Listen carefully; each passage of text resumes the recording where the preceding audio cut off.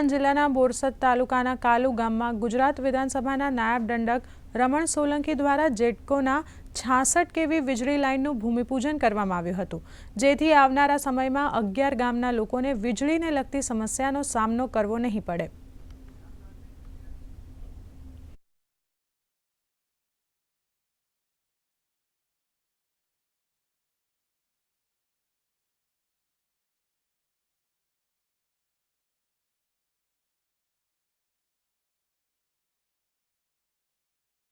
गुजरात सरकार द्वारा आज बोरसद तालुकाना कालू गामे 66 केवी सब स्टेशनનું ખાતમુહૂર્ત થઈ રહ્યું છે।